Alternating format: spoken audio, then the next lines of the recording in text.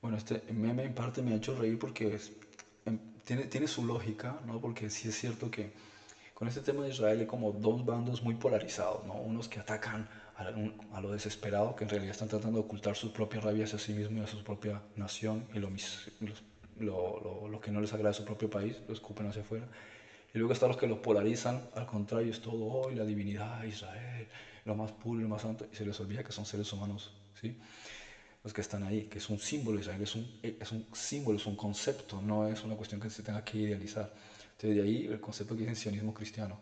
En realidad sionismo, como le he tenido que decir hasta la saciedad, viene la palabra Sion, que es el monte Moria, donde estaba el templo, que es el deseo de los judíos de estar en su tierra. Eso es sionismo. Todo lo demás, cuando dicen sionismo, se está basado en leyendas urbanas de supuestas alianzas dentro de los judíos para gobernar el mundo. Mira, los judíos no se ponen de acuerdo para nada. Es imposible que planeen siquiera, yo que sé, derrocar a quien está en el poder en ese momento. No se ponen de acuerdo para nada.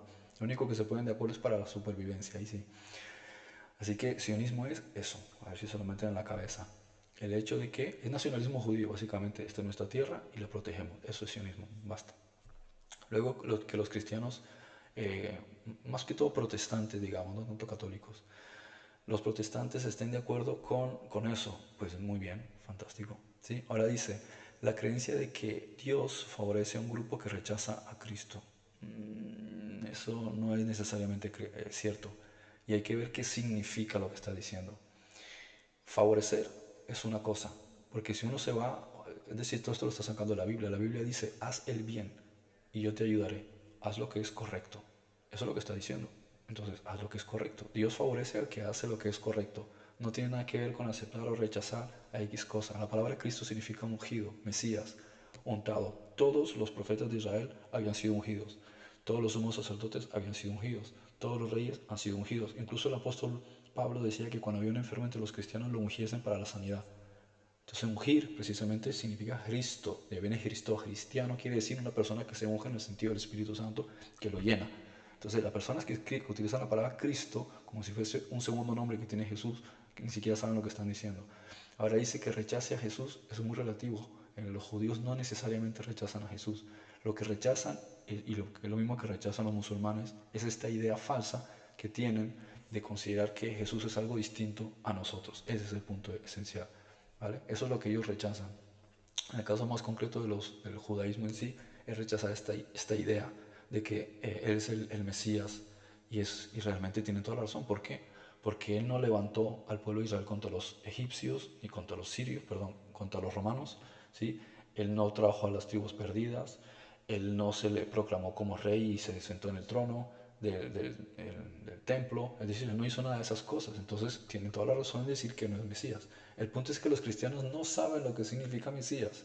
No entienden que tiene que ver con la conciencia crística, con la trascendencia interior. Lo que quieren es crear un nuevo Dios. Entonces cometen idolatría en que están cogiendo la figura de Jesús y están trastocándola diciendo, Él es Dios. No, todos estamos dentro de Dios como le dice la Biblia, porque en Él somos, vivimos y existimos, en Él nos movemos y somos templo suyo. Entonces tú estás cometiendo una blasfemia al decir que una sola persona es Dios. Todos estamos en Dios. Si tú crees que no es así, es que no has entendido la Biblia. Y dice, y que Dios le ha dado una tierra donde se le permite, a ver, para empezar, eso está totalmente evidenciado por la arqueología, por la literatura y por los hechos históricos. Esa tierra se le dio a ellos. De hecho, hasta en el Corán te dice Mahoma y los ácides, los suras, te dicen que esa tierra le pertenece a los judíos. Hasta te lo dice el Islam, ¿sí? Lo dice en el Corán. Ahora dice que les permite matar, violar y torturar sin juicio. Eso no es cierto y no lo dice en ninguna parte. Para empezar, eso no lo hacen. De violar, ¿cómo que violar? ¿Sí? Torturar sin juicio. A ver, que queramos ahora juzgar que a lo mejor ciertos servicios de inteligencia, ciertas fuerzas armadas, son a veces arbitrarios en cosas que hacen. Mira, eso lo hacen los grupos terroristas, lo hacen los servicios de inteligencia de casi todos los países. En eso consiste el espionaje. Te agarran y te torturan. Y eso no es solamente cosa de Israel. Eso es cosa, o sea, a veces no entiendo cuál es el punto de esta obsesión con que Israel es el que hace cosas malas. No, las cosas malas se han hecho a lo largo de toda la historia. Vamos a la historia de España, vamos a la historia de los mexicanos que se mataban entre ellos, vamos a ver la historia de Australia cuando llegan allá los colonos y matan a todos los aborígenes, porque exterminaron a los aborígenes de Australia. Entonces vamos a ver cuál es la historia y quién tiene derecho a estarse quejando de otros cuando son los primeros que causan mal. La Iglesia Católica es la mayor asesina de toda la historia. el Islam, que se matan entre ellos mismos, en África se matan entre ellos mismos, Europa ha pasado miles de años de guerras y matándose todos entre ellos mismos. Entonces, ¿qué cara viene a decir que Israel está utilizando la fuerza cuando lo está usando para defenderse? Bien, ahora, que haya víctimas, pues hombre, hay víctimas en todas las guerras lastimosamente, pero por lo menos a diferencia de otras fuerzas militares, ellos avisan a la población cuando van a hacer operativos, eh, analizan debidamente cómo se consiguen las menos bajas posibles. De hecho, Netanyahu, eh, ¿cómo se dice? Echó, ¿sí?, al ministro de guerra cuando fueron atacados el 7 de octubre de 2023. ¿Por qué? Porque le dijo vamos a intervenir porque él es muy impulsivo. Y le dijo, no, no vamos a intervenir porque ahí hay víctimas civiles, tenemos que estudiarlo bien. Y dice, no, no, no, porque no vamos a vengar. ¿Por qué? Porque Netanyahu está obsesionado contra los terroristas porque mataban a su hermano.